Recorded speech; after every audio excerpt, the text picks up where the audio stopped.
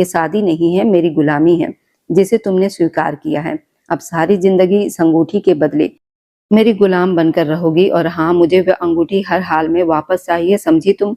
वह हैरान आंखों से उसे देखती हुई वहीं बैठ गई। उसकी आंखों में आंसू भरे हुए थे। शादी होते ही हॉल पूरी तरह खाली हो गया था।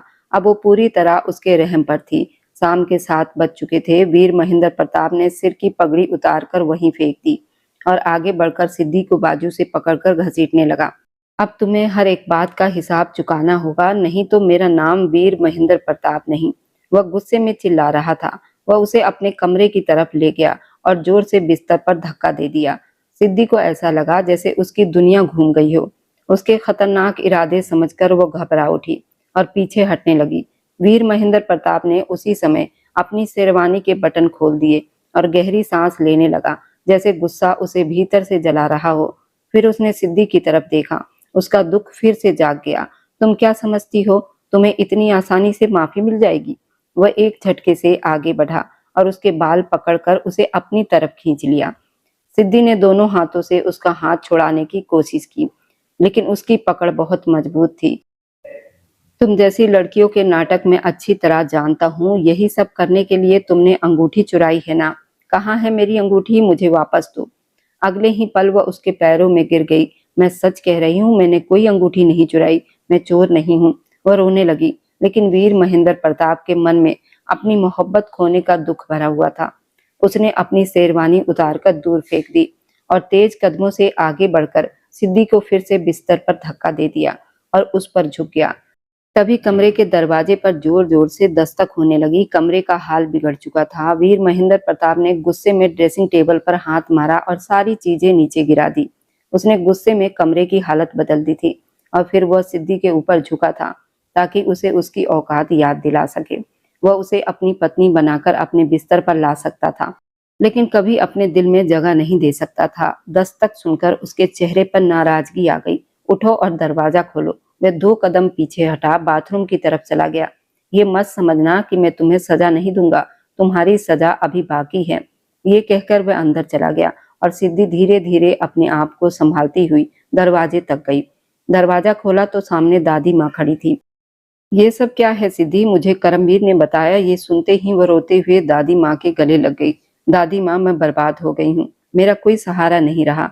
महेंद्र प्रताप गुस्से में है, वो मुझे मार डालेंगे। वह रोते रोते सब कुछ कह गई थी। तभी महेंद्र प्रताप बाथरूम से बाहर आया। ये क्या हाल बना दिया तुमने सिद्धि का? ये चोरी नहीं कर सकती। तुमने इस पर इल्जाम कैसे लगा दिया? दादी माँ उसकी तरफ से बोल उठी। वह दादी माँ को देखकर ठहर गया।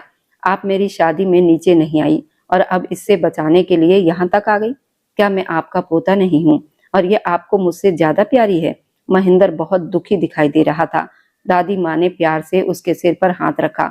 तुम मेरे पोते हो, मेरी जान हो, तुमने सही फैसला किया, लेकिन इस बच्ची पर जुल्म मत करो, ये अनाथ है। उन्होंने प्यार से सिद्धि का चेहरा थपथपाया, जो बेहोश होकर जमीन पर गिर गई थी।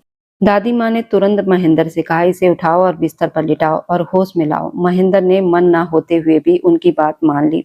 उसने सिद्धि को उठाकर बिस्तर पर बिठाया। अब इसे कंबल उठाओ और होश में लाओ। ये लो पानी। महेंद्र ने अनिच्छा से कंबल उसके ऊपर डाल दिया और हाथ में पानी लेकर उसके चेहरे पर छींटे मारे तो वह धीरे धीरे होश में आई। बेटा, डरने की जरूरत नहीं है, महेंद्र अब गुस्सा नहीं करेगा। ये सुनते ही वीर महेंद्र प्रताप ने मुंह फेर लिया और दादी माँ धीरे धीरे कमरे से बाहर चली गई। दरवाजा बंद हुआ। महेंद्र ने गुस्से भरी नजरों से उसे देखा। उठो यहाँ से, वह चिल्लाया। ये मेरी जगह है, तुम्हें मैं गुलाम बनाकर लाया हूँ, एहसान करके नहीं, समझी तुम? सिद्धि तुरंत उठी और आंखों में आंसू लिए सोफे पर जाकर बैठ गई। मेरा बस चले तो मैं तुम्हें इस कमरे में भी ना रहने दूं, लेकिन मैं मजबूर हूँ। याद रखना, तुम्हारी सजा अभी खत्म नहीं हुई। ये कहकर उसने लाइट बंद की और बिस्तर पर लेट गया। उसकी आंखों से नींद दूर थी। दूसरी तरफ सिद्धि की सिसकियां भी उसे परेशान कर रही थी। अगले ही पल वह उठा, उसका हाथ पकड़ा और उसे दरवाजे के बाहर निकाल दिया। आगे से मैं तुम्हारा चेहरा भी नहीं देखना चाहता, यहाँ से चली जाओ। वह जोर से चिल्लाया तो सिद्धि मुंह पर हाथ रखकर रोती हुई बाहर निकल गई। दादी माँ के कमरे में जाने की गलती मत करना। जहाँ जाना है जाओ, लेकिन मेरे पास आने की गलती मत करना, समझी तुम? उसने उंगली उठाकर उसे चेतावनी दी और फिर वापस कमरे में चला गया। समीरा की यादें उसके मन में फिर से उमड़ आई। और वह जोर से चिल्लाया। उस चीख ने उसके दिल को और तोड़ दिया था। फिर रात धीरे धीरे गुजर गई। अगली सुबह उसकी आंख खुली तो कमरे के दरवाजे पर हल्की सी दस्तक हुई। खुला है, अंदर आ जाओ। वे आंखें मलते हुए उठा। सामने देखा तो हैरान रह गया। सिद्धि नहाकर साफ कपड़े पहने, बाल खुले और सिर पर दुपट्टा रखे, हाथ में नाश्ते की ट्रे लेकर खड़ी थी। तुम यहाँ क्या कर रही हो? उसके चेहरे पर फिर से गुस्सा आ गया और उसने पूछा। वो बोली, दादी माँ ने कहा था कि आप सुबह जल्दी नाश्ता करते हैं, इसलिए। वह अपनी बात पूरी भी नहीं कर पाई थी कि उसने ट्रे पर हाथ मार दिया और पूरी ट्रे नीचे गिर गई। चाय का कप उड़कर उसके पैरों में गिरा। गर्म चाय ने उसका पैर जला दिया। दर्द से वह जोर से चीख पड़ी और जमीन पर बैठकर अपने पैर को पकड़कर रोने लगी। वीर महेंद्र प्रताप एक पल के लिए चुप रह गया। वो बहुत कठोर दिल का नहीं था, वह अंदर से नरम स्वभाव का आदमी था। लेकिन इस घटना ने उससे उसकी सारी खुशियां छीन ली थी। क्या उसे इतना अधिकार मिल गया था कि वह किसी को चोट पहुंचा दे? एक पल के लिए उसका दिल जोर से धड़का, लेकिन अगले ही पल उसने मुंह फेर लिया। मेरे सामने मत आया करो, नहीं तो यही होगा। वही धीमी आवाज में कहकर कमरे से बाहर निकल गया और सिद्धि आंसुओं के साथ यही सोचती रही, क्या उसकी जिंदगी इसी तरह गुलामी में बीतेगी? उसे उस गलती की सजा मिलती रहेगी जो उसने की ही नहीं थी। महेंद्र प्रताप कमरे से बाहर निकला तो उसे दादी माँ के कमरे से बहुत लोगों की आवाज सुनाई दे रही थी। वह अंदर गया, हैरान रह गया। दादी माँ ने नौकरों की जैसे पूरी टोली इकट्ठी कर ली थी। ये सब क्या है? वह वहां आकर बैठा तो दादी माँ मुस्कुराई। दूल्हे राजा, आज आप आराम करो, आज आपकी शादी की पहली सुबह है। ये सुनकर उसने झुंझलाकर सिर हिलाया। मैं पूछ रहा हूँ दादी, ये सब क्या है? उसका इशारा नौकरों की तरफ था। अरे, तुम्हारे विवाह के बाद की दावत के लिए सब सोच रही हूँ। तुम्हारी माँ अनिला ने भी हाथ खड़े कर दिए हैं और तुम भी किसी बात पर ध्यान नहीं दे रहे। अब मुझे ही सब करना पड़ेगा ना। ये लो, ये सारा खाना बनाना है, शाम तक सब तैयार हो जाना चाहिए। बड़ी दावत होगी ताकि सब लोग जान ले कि ये कोई साधारण दावत नहीं है, बल्कि वीर महेंद्र प्रताप की शादी की दावत है। ये सुनते ही वह अपनी जगह से खड़ा हो गया। कोई दावत नहीं होगी और ना ही कोई समारोह होगा। आप सब लोग बाहर जाइए। नौकर एक दूसरे की तरफ देखकर हैरानी से कंधे उचकाते हुए बाहर निकल गए। ये तुम क्या कर रहे हो? दादी माँ ने पूछा। तुम्हारी शादी हुई है सिद्धि के साथ। वो बोला, शादी तो हो गई है, लेकिन ये शादी नहीं, बर्बादी है। ये कहकर वो बाहर निकला, सीधा सिद्धि के पास पहुंचा। तुम्हें क्या लगता है ये सब करके तुम मेरे दिल में जगह बना लोगी? दावत करवानी है ना तुम्हें? आओ, तुम्हें मैं बताता हूँ दावत कैसे होगी। वह उसे पकड़कर कमरे में ले गया, जोर से धक्का दिया, फिर वह उस पर झुक गया। सिद्धि की चीखें गूंजने लगी। वह उसके इस व्यवहार के लिए बिल्कुल भी तैयार नहीं थी, लेकिन उसने सिद्धि पर जबरदस्ती अपना अधिकार जमा लिया था। सिद्धि बिखरे बालों और टूटे हुए मन के साथ कमरे के कोने में बैठी आंसू बहाती वीर महेंद्र प्रताप को देख रही थी। जिसकी मोहब्बत कभी उसके दिल में तारे की तरह चमकती थी, अब वही उसके जीवन का अंधेरा बन गई थी। मैं बेगुनाह हूँ। आपने मेरे साथ बहुत गलत किया है। मैं निर्दोष हूँ। मैं आपको कैसे समझाऊं कि मैंने अंगूठी नहीं चुराई? वे रोते हुए चिल्लाई, लेकिन वीर महेंद्र प्रताप जैसे कुछ सुनना ही नहीं चाहता था। अब जाओ और सबको बता दो कि दावत रखी जाएगी, क्योंकि मैंने पति होने का अधिकार निभा दिया है। वह ठंडे स्वर में कह रहा था और अपने किए गए अन्याय को भी अधिकार का नाम दे रहा था। सिद्धि का मन किया कि धरती फट जाए और वह उसमें समा जाए। क्या उसने इसी आदमी से प्रेम किया था जिसने उसे इतना अपमानित कर दिया था? वह यही सोचती रह गई। रात को वह उसके कमरे में आई और उसके लिए चाय का कप मेज पर रख दिया। वीर महेंद्र प्रताप की आदत थी कि वह रात में एक कप चाय जरूर पीता था। पहले तो वह हैरान हुआ, फिर उसने उसे आवाज दी, रुक जाओ। वह मुड़कर उसके तरफ देखने लगी। ये बताओ, अंगूठी कहाँ है? सिद्धि ने गहरी सांस ली। उसके होंठ पर घाव का निशान था, जो कल रात पड़े थप्पड़ का नतीजा था। वो बिना जवाब दिए मुड़ने लगी। तुम्हें समझ नहीं आता? मैं तुमसे कुछ पूछ रहा हूँ। वह धीरे से चलकर उसके पास आई। अब उसकी आंखों में डर कम हो चुका था। मैं आज भी यही कहूंगी कि मैं चोर नहीं हूँ। मैंने अंगूठी नहीं चुराई और अब इसलिए चुप हूँ क्योंकि बार बार सफाई देते देते थक चुकी हूँ। उसकी आंखों से एक आंसू गिरा जो वीर महेंद्र प्रताप के दिल को छू गया। उसे अचानक अजीब बेचैनी महसूस हुई, लेकिन तब तक वह कमरे से बाहर जा चुकी थी। अब वह उसके सामने कम ही आती थी। 2 दिन से वीर महेंद्र प्रताप हवेली से बाहर था। उसे सिद्धि की कोई परवाह नहीं थी, लेकिन जब वो वापस लौटा तो उसके दिल में अजीब सी बेचैनी थी। जैसे ही वह कमरे में गया तो हैरान रह गया। सिद्धि उसके बिस्तर पर कंबल ओढ़े गहरी नींद में सो रही थी। उसे इस तरह आराम से देखकर उसका गुस्सा भड़क गया। वह आगे बढ़ा और उसके गले की तरफ हाथ बढ़ाया। लेकिन जैसे ही उसे छुआ वह चौंक गया। सिद्धि तेज बुखार में जल रही थी। वह कुछ पल के लिए वहीं खड़ा रह गया। उसे गुस्सा इसलिए भी आया था क्योंकि वह अपने दोस्त के पास से लौटा था, जहां उसे पता चला कि उसकी पुरानी मंगेतर समीरा की शादी हो रही है और बहुत धूमधाम से हो रही है। बड़े घर के लोग, बड़ी दावत हो रही थी और सब शादी में जा रहे हैं। यह सुनकर वीर महेंद्र प्रताप को अपने अपमान का एहसास हुआ और वह गुस्से में कमरे में आया था, लेकिन अब सिद्धि को इस हालत में देखकर रुक गया। जैसे ही उसने उसे छुआ, सिद्धि डरकर चिल्ला उठी थी, बचाओ बचाओ, मैंने कुछ नहीं किया, मुझे माफ कर दो, मैंने अंगूठी नहीं चुराई। वो बुखार में बड़बड़ा रही थी। वह वीर महेंद्र प्रताप ने तुरंत उसके मुंह पर हाथ रखकर उसे शांत किया और उसके सिर पर हाथ फेरकर चुप करवाया। अचानक उसे इस मासूम लड़की पर दया आ गई। उसने पानी लाकर कपड़े भिगोकर उसके माथे पर रखे तो सिद्धि ने धीरे से आंखें खोल दी और उठने लगी। वीर महेंद्र प्रताप ने कहा, लेटी रहो, उठने की जरूरत नहीं है, आराम करो, दवाई ली तुमने और खाना खाया था? इतने सारे सवाल एक साथ सुनकर सिद्धि हैरान रह गई, क्योंकि यही आदमी उसे अपनी जिंदगी की सबसे बड़ी गलती कह चुका था। उसने बस सिर हिलाकर हाँ कर दी, फिर धीरे से बोली, दवाई के पैसे नहीं थे। ये सुनते ही वीर महेंद्र प्रताप को ऐसा लगा जैसे किसी ने सबके सामने उसे थप्पड़ मार दिया हो। तुम मुझसे कहती ना। उसने तुरंत एक नौकर को आवाज दी, लेकिन रात के समय कोई जवाब नहीं मिला, इसलिए वो खुद बाहर निकल गया। तभी रसोई के पास खड़े रामदीन की आवाज सुनाई दी, जो मोबाइल पर किसी से बात कर रहा था कि साहब को अभी तक अंगूठी का पता नहीं चला है। अब तो सब खत्म हो गया, मुझे पैसे मिल गए हैं, सुबह में वह अंगूठी उनकी अलमारी के पास रख दूंगा। मुझे सिद्धि भाभी का दर्द देखा नहीं जाता। गलती मुझसे हुई, लालच में मैं आया था और सजा वह भुगत रही हैं। ये सुनकर वीर महेंद्र प्रताप को लगा कि उसका सांस रुक जाएगा। यानी वे लड़की जो बुखार में जल रही थी और उसके अत्याचार सह रही थी, वह पूरी तरह निर्दोष थी। उसके कदम लड़खड़ा गए और आंखों के सामने अंधेरा छा गया। अब उसे सब समझ में आने लगा। ये सब समीरा का किया हुआ था। वह उसकी पहली मोहब्बत जरूर थी, लेकिन वह उसके घर की बहू बनने के लायक नहीं थी। उसी ने ये सब करवाया था ताकि वह खुद उससे दूर हो जाए और उसकी जिंदगी भी बर्बाद हो जाए। वीर महेंद्र प्रताप को लगा जैसे किसी ने उसका दिल चीर दिया हो। वो वहीं बैठ गया और फिर गहरी सांस लेकर रामदीन के पास गया। सब समझ गया हूँ, अगर अपनी जान प्यारी है तो सुबह होने से पहले यहाँ से चले जाना, लेकिन अभी मुझे दवा चाहिए। रामदीन ने सिर झुका लिया और थोड़ी देर में दवा लेकर आ गया। वीर महेंद्र प्रताप ने सिद्धि को उठाकर दवा पिलाई। सिद्धि हैरानी से उसे देखती रही। जो आदमी कल तक उसके लिए अत्याचार था, आज वही उसका सहारा बन गया था। उधर वीर महेंद्र प्रताप की हालत यही थी कि वह सच भी नहीं बता पा रहा था। उसके सामने शर्मिंदा भी था, लेकिन वह भीतर से पूरी तरह टूट चुका था। धीरे धीरे सिद्धि की तबीयत ठीक होने लगी। वीर महेंद्र प्रताप उसके लिए फल लेकर आया, उसका ध्यान रखने को कहा। दादी माँ ये सब देख रही थी, मुस्कुरा रही थी, जबकि अनिला आंटी जी हैरान थी, लेकिन उन्हें अपने बेटे से ये सब उम्मीद नहीं थी।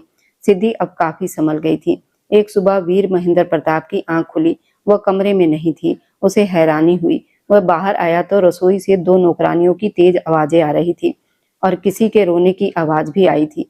वह अंदर गया तो ये देखकर उसके पैरों तले से जमीन खिसक गई। दो नौकरानियां सिद्धि पर चिल्ला रही थी और एक ने तो हाथ भी उठाने की कोशिश की।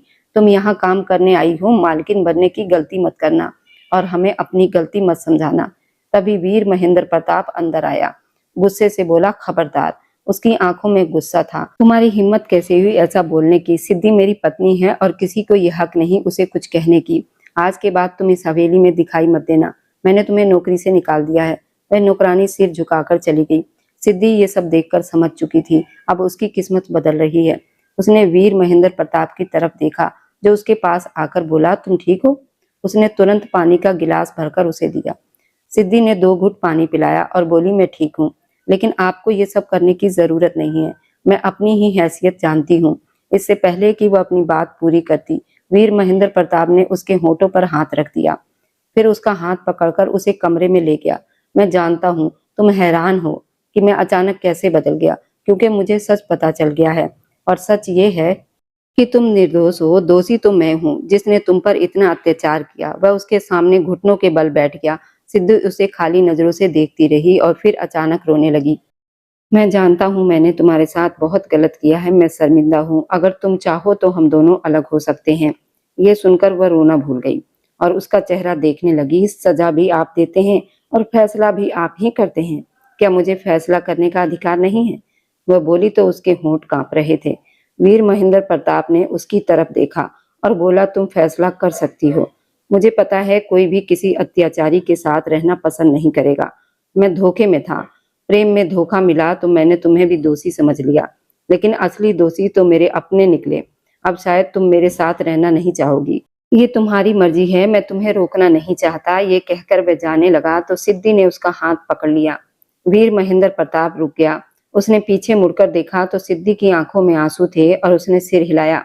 रिश्ते एक पल में बनते हैं और न टूटते हैं। अब जब गलतफहमियां दूर हो गई है तो आपने ये कैसे सोच लिया कि मैं आपसे दूर रहकर खुश रहूंगी? वह धीरे धीरे बोल रही थी और उसकी बात वीर महेंद्र प्रताप के दिल में उतर रही थी।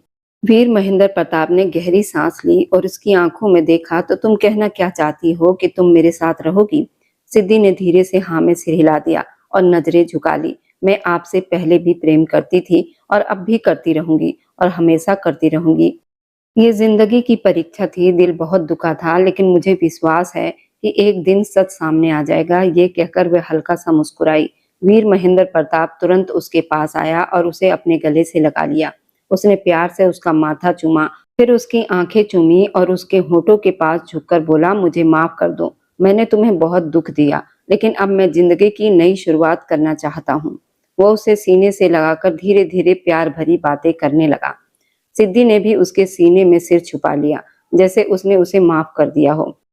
दोनों एक दूसरे के करीब खड़े थे, चांदनी रात में आसमान की चांदनी को देखते हुए अपने प्यार को महसूस कर रहे थे। जिंदगी ने अचानक करवट ली थी। महेंद्र प्रताप उस रात बड़ी बेचैनी में था, जैसे बरसों से सीने में दबा कोई बोझ अब और छुपाया नहीं जा सकता था। कमरे में हल्की रोशनी थी और उसकी पत्नी सिद्धि खामोश बैठी उसे देख रही थी। अचानक महेंद्र प्रताप उसके सामने आकर घुटनों के पास बैठ गया, जैसे किसी अदालत में खड़ा हो, और धीमी आवाज में बोला कि आज वह उसे एक ऐसा सच बताने वाला है जिसे सुनकर शायद उसका नजरिया हमेशा के लिए बदल जाए। सिद्धि की आंखों में हैरानी थी, क्योंकि उसने महेंद्र को कभी इस तरह टूटा हुआ नहीं देखा था। महेंद्र ने गहरी सांस ली और कहा कि कुछ समय पहले उसकी जिंदगी में एक लड़की आई थी, समीरा। पहली ही नजर में वो उसे पसंद आ गई थी, इतना कि उसने बिना ज्यादा सोचे ये मान लिया था कि वही उसकी जिंदगी का हिस्सा बनेगी। वह उसके शांत चेहरे, उसकी सादगी, उसकी आंखों की मासूमियत से इतना प्रभावित हो गया था कि उसे लगा ये लड़की बिल्कुल वैसे ही है जैसे वह हमेशा से चाहता था। लेकिन धीरे धीरे उसे एहसास हुआ कि वह सिर्फ एक चेहरा देख रहा था। उसे चेहरे के पीछे छिपी कहानी को समझ ही नहीं पाया। महेंद्र ने सिद्धि को बताया कैसे उसने अपने अहंकार में ये मान लिया था कि अगर वह किसी लड़की को पसंद कर ले तो वह लड़की उसकी हो जाएगी। उसने समीरा पर दबाव बनाया, उसके परिवार पर भी प्रभाव डाला और ये तक सोच लिया कि वह एक दिन मजबूर होकर उससे शादी कर लेगी। सिद्धि चुपचाप सब कुछ सुन रही थी और महेंद्र की आवाज में पहली बार पछतावे की सच्ची झलक थी। उसने आगे कहा कि उसे लगा था समीरा एक साधारण लड़की है जो हालात के आगे झुक जाएगी, लेकिन असल में वह उससे कहीं ज्यादा समझदार और मजबूत निकली। जिस दिन उसे ये पता चला कि समीरा ने चुपचाप अपने बचपन के दोस्त विपिन से शादी कर ली है और इतने महीनों तक उसने ये सब इतनी समझदारी से छिपा कर रखा, किसी को भनक तक नहीं लगी, उस दिन पहली बार उसे महसूस हुआ कि उसने एक इंसान को समझने में कितनी बड़ी गलती कर दी थी। समीरा को हमेशा से लोग एक सीधी सादी, अपने भाई की इज्जत का ख्याल रखने वाली लड़की समझते थे, लेकिन किसी को यह अंदाजा नहीं था कि उसके शांत चेहरे के पीछे कितना तेज दिमाग छिपा है। बचपन में उसके साथ पढ़ने वाला एक लड़का था, विपिन। साधारण कपड़े, गरीब घर, लेकिन दिल इतना साफ था। जो भी उसे जानता था वह उसकी इज्जत करने लग जाता था। स्कूल के दिनों में ही विपिन को समीरा से मोहब्बत हो गई थी, लेकिन उसने कभी खुलकर कुछ नहीं कहा, क्योंकि उसे पता था कि उनके बीच अमीरी गरीबी की ऐसी दीवार खड़ी है जिसे पार करना आसान नहीं होगा। वक्त गुजरता गया, दोनों बड़े हो गए, लेकिन किस्मत का खेल देखिए कि मोहब्बत भी वहीं की वहीं रह गई। समीरा के दिल में कहीं ना कहीं वही भावना पल रही थी, पर उसकी जिंदगी में एक और साया था, उसके भाई का बेहद करीबी दोस्त महेंद्र प्रताप। महेंद्र प्रताप अमीर, खुसरोदार और घमंडी आदमी था, जिसे लगता था कि दुनिया की हर चीज पैसे से खरीदी जा सकती है। और जब उसकी नजर समीरा पर पड़ी तो उसने मान लिया कि वह लड़की एक दिन उसकी पत्नी बनकर रहेगी। धीरे धीरे उसने समीरा के भाई को ये भी बात समझा दी कि अगर ये रिश्ता हो गया तो दोनों परिवारों की ताकत और बढ़ जाएगी। भाई को ये प्रस्ताव बहुत पसंद आया और उसने भी समीरा पर दबाव डालना शुरू कर दिया।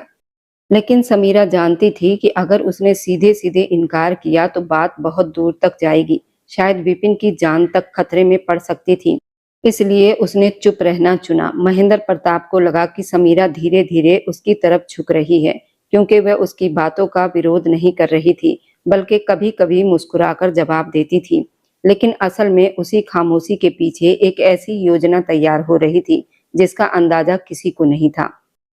सबसे पहले समीरा ने अपने भाई और महेंद्र के सामने ये दिखाना शुरू किया कि वह शादी से पहले थोड़ा समय चाहती है, ताकि वह अपने करियर पर ध्यान दे सके।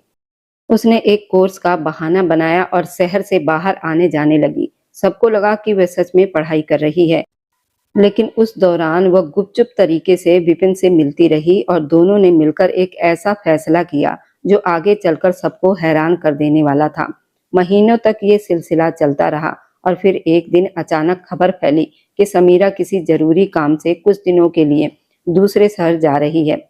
उसके भाई ने भी ज्यादा सवाल न किया, क्योंकि अब तक उसे लगने लगा था कि उसकी बहन आखिरकार महेंद्र के साथ शादी के लिए तैयार हो जाएगी।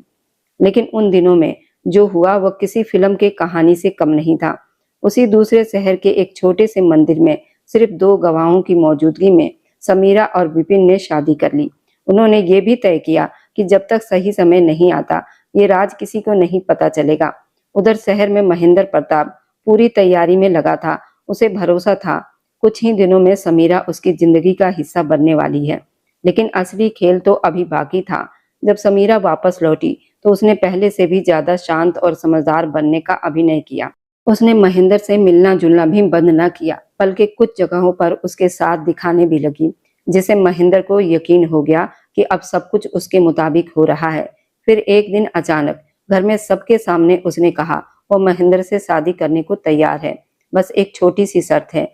शादी से पहले वे चाहती है कि महेंद्र एक कागज पर ये लिख दे कि वह कभी उस पर जबरदस्ती या दबाव नहीं डालेगा और उसकी हर बात का सम्मान करेगा। महेंद्र को ये बस एक औपचारिक शर्त लगी और उसने बिना सोचे समझे कागज पर दस्तक कर दिए। किसी को ये समझ नहीं आया कि वह कागज असल में एक कानूनी बयान था, जिसमें महेंद्र खुद ये स्वीकार कर रहा था कि उसने कभी भी समीरा के साथ जबरदस्ती नहीं की और न ही उसके जीवन के फैसलों में दखल देगा। और फिर आया वो दिन जिसने सबका दिमाग सुन कर दिया। महेंद्र प्रताप पूरे परिवार के साथ बड़े धूमधाम से रिश्ता पक्का करने के लिए समीरा के घर पहुंचा। सब लोग बैठे थे, माहौल खुशियों से भरा हुआ था। तभी अचानक समीरा कमरे से बाहर आई, लेकिन उसके साथ एक और शख्स था। साधारण कपड़े पहने वह लड़का चुपचाप खड़ा था, विपिन। सबकी नजरें उस पर टिक गई, उससे पहले कि कोई कुछ समझ पाता। समीरा ने बहुत शांत आवाज में कहा कि महेंद्र प्रताप अब इस घर में मेहमान की तरह आए हैं, क्योंकि जिस लड़की से वह शादी करने का सपना देख रहे थे वह लड़की कई महीने पहले शादी कर चुकी है। कमरे में सन्नाटा छा गया। महेंद्र प्रताप का चेहरा गुस्से से लाल हो गया। उसने चीखते हुए पूछा कि ये सब क्या मजाक है। तब समीरा ने धीरे से अपनी फाइल खोली और उसमें से शादी का रजिस्ट्रेशन सर्टिफिकेट और वही कागज निकाला जिस पर महेंद्र के हस्ताक्षर थे। उसने कहा कि अब अगर महेंद्र किसी भी तरह का दबाव बनाएगा तो कानून के हिसाब से वही फंस जाएगा, क्योंकि उसने खुद लिख कर दिया है कि वह उसके फैसलों में दखल नहीं देगा। ये सुनकर सब स्तंभबद्ध रह गए। लेकिन असली झटका अभी बाकी था। विपिन ने जेब से एक पुरानी डायरी निकाली, समीरा की तरफ देखते हुए मुस्कुराया। समीरा ने वह डायरी सबके सामने खोलकर दिखाई। उसमें बचपन की लिखावट में एक लाइन लिखी थी, अगर कभी दुनिया हमें अलग करने की कोशिश करेगी तो हम पहले ही शादी कर लेंगे, ताकि कोई हमें अलग ना कर सके। ये वही डायरी थी जो उसने 7वीं क्लास में लिखी थी और तब पहली बार सबको समझ आया कि जिस चाल को सब आज की चाल समझ रहे थे वे तो सालों पहले दो मासूम बच्चों ने स्कूल की बेंच पर बैठकर तय कर ली थी। फिर सिद्धि ने महेंद्र प्रताप को अपने गले से लगा लिया और धीमी आवाज में कहा, महेंद्र प्रताप, एक बात याद रखिए, जिस आदमी को किसी औरत की सच्ची चाहत मिल जाए उससे ज्यादा किस्मत वाला कोई नहीं होता। आप उस प्यार के पीछे भागते रहे जिसे सिर्फ आप चाहते थे, समीरा नहीं। एक तरफा मोहब्बत में बस जलन और दर्द मिलता है। एक दिल हमेशा तड़पता है और दूसरे को फर्क तक नहीं पड़ता। लेकिन इधर देखिए, एक बेसहारा लड़की बरसों से आपसे इतना प्यार करती है कि पूरी दुनिया भी उसके सामने आ जाए तो भी आपको अपने दिल से नहीं निकाल सकती। मैं बचपन से ही आपसे मोहब्बत करती हूँ। बस गरीबी अमीरी ने मेरे होठों पर ताला लगा रखा था और दादी भी मेरे इस प्रेम को पहचान चुकी हैं। तभी तो उन्होंने हमेशा मुझे ही इस घर की बहू देखना चाहा। उसकी आंखों में बरसों का छुपा प्यार चमक रहा था, इसलिए अब आपको पछताने की कोई ज़रूरत नहीं है। आपकी प्रेमिका तो हमेशा से आपके सामने ही खड़ी थी, बस आप उसे देख नहीं पाए। आइए महेंद्र प्रताप, अब हम ऐसी प्रेम कहानी लिखेंगे जिसे दुनिया अपने इतिहास के पन्नों में याद रखेगी। ये सुनकर महेंद्र प्रताप की आंखें भीग गईं। उन्होंने अपनी पत्नी सिद्धि को कसकर गले से लगा लिया और धीमी आवाज में उससे माफी मांगी, जैसे पहली बार उन्हें उस सच्चे प्यार का एहसास हुआ हो जो हमेशा उनके इतना करीब था। उस रात हवेली की खामोशी में दो दिलों के बीच की दूरियां हमेशा के लिए मिट गई।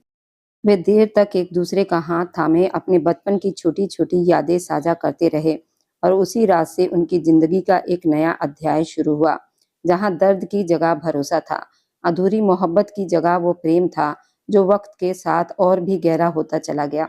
और कहते हैं उसी दिन से हवेली की कहानी भी बदल गई, क्योंकि इतिहास अक्सर वही प्रेम लिखता है जो देर से सही लेकिन सच्चाई के साथ अपनी मंजिल तक पहुंच ही जाता है।